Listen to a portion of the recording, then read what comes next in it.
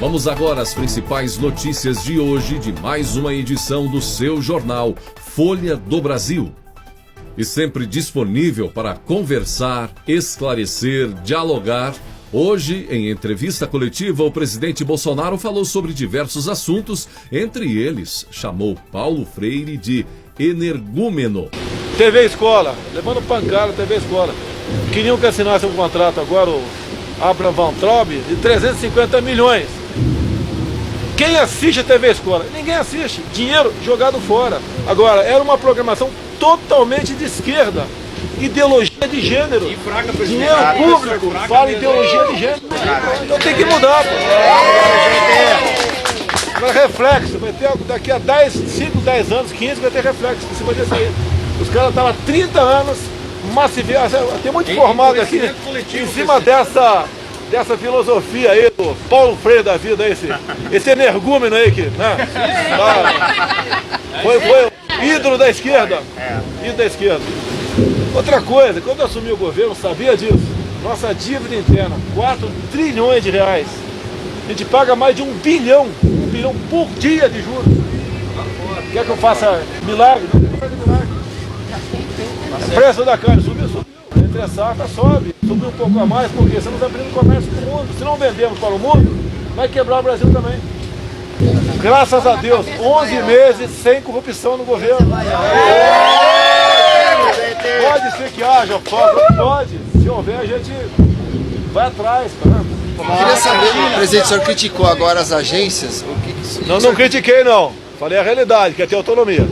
Eu não critiquei, não importa na minha conta, não. Senhor... Eu falei que elas têm autonomia. O senhor pretende mudar alguma coisa? Mudar só quando acabar o mandato de membros, integrantes, que a gente pode mandar para o Senado aprovar ou não aquele nome. E começando bem a semana, em um momento bem bacana, nesta segunda-feira, o presidente Jair Bolsonaro discursou para crianças carentes. Pergunto, né? O que eu serei lá na frente para ficar bem velhinho? Vocês serão aquilo que plantaram na terra ao longo desse tempo todo. Então, quem semeia a bondade, quem quer o bem para o próximo, quem respeita seu coleguinha, quem acredita em Deus, não tem que se preocupar com a sua alma no dia de amanhã. Se Deus quiser, estaremos todos juntos, né, lá na frente, lembrando da nossa passagem aqui pela terra. Papai do céu existe, Ele quer o nosso bem e Ele está em nossos corações todos os dias. A pureza de vocês está em todo o Brasil. E nós temos a obrigação de respeitar a pureza e a inocência das crianças. E como tudo que acontece, para mim, para a grande maioria das pessoas, é por vontade de Deus, entendo que a minha eleição para presidente também foi a vontade de Deus, para mudar em grande parte a educação no nosso Brasil. Procuradores da República comentaram as declarações do presidente do Supremo Tribunal Federal, Dias Toffoli, nesta segunda-feira, dia 16, após a publicação de entrevista do jornal Estado de São Paulo, em que o ministro diz, em tom de crítica, que a Operação Lava Jato fechou empresas e que o Ministério Público deveria ser mais transparente. Integrantes da Força Tarefa da Lava Jato em Curitiba falaram o seguinte: o procurador Roberson Pozobon defendeu as investigações. A Lava Jato não destruiu empresa nenhuma, descobriu graves ilícitos praticados por empresas e as responsabilizou nos termos da lei. A outra opção seria não investigar ou não responsabilizar. Isso a Lava Jato não fez. Ailton Benedito, também procurador, comentou: quem destruiu empresas foram os corruptos que as utilizavam como instrumento para tomar o Brasil de assalto. Essa posição de Dias Toffoli é definitivamente o discurso do PT. PT que encalacrou, do verbo encalacrar, que significa impregnar, grudar, se atolar. No caso, encalacrou em corrupção o partido. O que fez mal não a algumas, mas a centenas de empresas e empresários brasileiros que nunca saíram do chão graças à concorrência desleal de algumas grandes empresas que, na verdade, tinham um corredor do Estado nelas transportando dinheiro nosso para propinas, desvios e sustentação de um projeto político safado e corrupto. Se quebraram, foi porque faltou o sangue da corrupção que corria solto e que foi estancado, isso sim, pela Lava Jato. Haddad lidera a corrida, isso mesmo. Fernando Haddad, que disputou a presidência da República em 2018 pelo Partido dos Trabalhadores, está em primeiro lugar no número de processos que recebeu pela propagação de supostas fake news durante a campanha eleitoral. Processos que ainda estão em análise sobre se de fato foram cometidos crimes. Os dados foram divulgados pelo Centro de Ensino e Pesquisa e Inovação da Escola de Direito de São Paulo, da Fundação Getúlio Vargas. Os dados apenas listam as ações que correspondem a conteúdos veiculados de modo online e que alegam conteúdo sabiamente inverídico ou fake news. A crise que a Rede Globo vem sofrendo está chegando aos nomes de renomados jornalistas da rede, como Renata Vasconcelos, Sandra Nemberg, Glória Maria e até mesmo William Bonner. De acordo com o colunista Ricardo Feltrin, há determinação para que todas as contratações via pessoa jurídica sejam convertidas para o regime da carteira de trabalho CLT, com significativa redução de ganhos. Alguns não estão aceitando as condições da emissora e passarão a atuar como freelancers. É o caso de Tino Marcos, que passará a receber por obra ou será deslocado para cobertura específica. O jornalista Marcos Uchoa também demonstrou insatisfação e resolveu se afastar temporariamente. Crise que vem refletir a conduta da emissora. Nesse último domingo, no programa Fantástico da Rede Globo, a atriz e extremista climática Jane Fonda, 81 anos, teve espaço para fazer uma convocação da população brasileira à desobediência civil no Brasil. Durante a entrevista, ela acusou o presidente da República, Jair Bolsonaro, de estar queimando a Amazônia. Vocês no Brasil estão na mesma situação que nós aqui. Vocês têm a floresta amazônica, que o presidente está permitindo que seja queimada. Então, a desobediência civil é uma coisa que vocês também podem fazer. Mas eu reconheço que é mais difícil, porque o governo brasileiro, veja só, está disposto a usar violência. Gente, que mentira, calúnia absurda! Que desserviço uma rede de televisão está fazendo ao nosso país? A pergunta que certamente você gostaria de fazer a essa atriz, e até a Globo que a veiculou, é: quantas árvores você já plantou na sua vida? Quantas árvores há no quintal da sua mansão? E você, brasileiro, sabia que em outubro de 2019 o Brasil apresentou o menor número de queimadas na Amazônia desde o início do monitoramento do Instituto Nacional de Pesquisas Espaciais, INPE, em 1998? Durante a viagem a Israel e a países árabes, o deputado federal Eduardo Bolsonaro falou com o portal R7 sobre a suspensão do PSL, que considera uma perseguição política, e os desentendimentos com a deputada Joyce Hausmann, PSL São Paulo.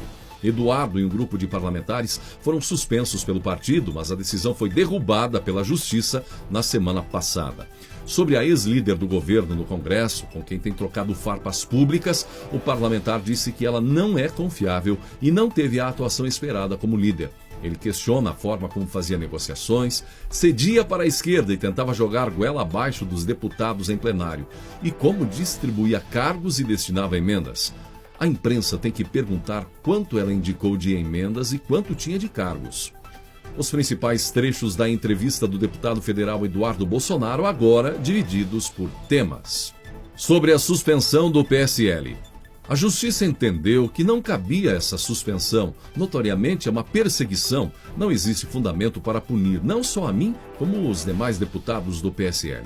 Foi uma manobra para o retorno da liderança para o chamado Grupo de Bivar, que quer colocar na liderança a Joyce. O pouco tempo que ela foi líder, ela infelizmente trocou deputados de comissões como da fake news, tirando os mais atuantes, Felipe Barros e Carolina Detoni, colocando outros deputados que não são aguerridos e ativos nessa área. Então ela não visa um bom desempenho do PSL, mas apenas retaliação. Quando eu estava na liderança, fiz o contrário. Sobre deputados que não seguem o que disseram nas eleições.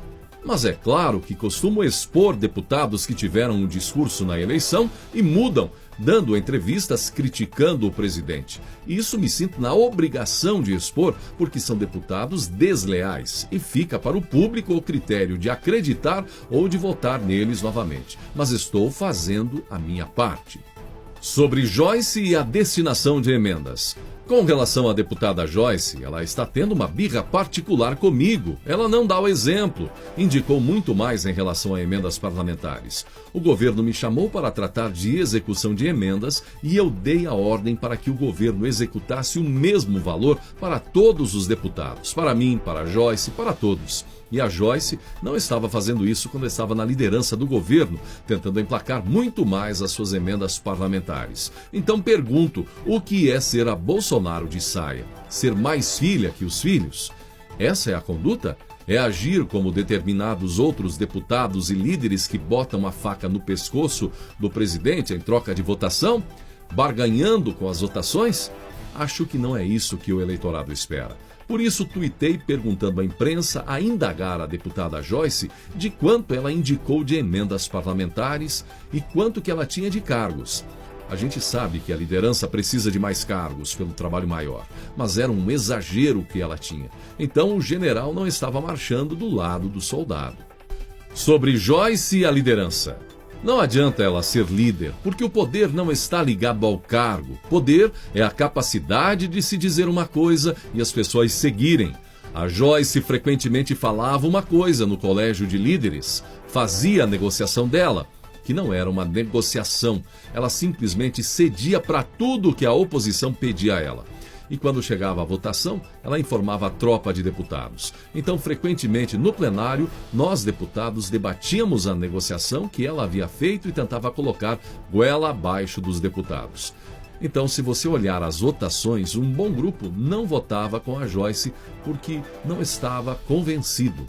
Ela não tem moral para convencer, porque ninguém confia nela. Ela tem uma arrogância e uma prepotência que já é conhecida, inclusive pelos pares que trabalharam com ela em meios de comunicação onde ela trabalhou.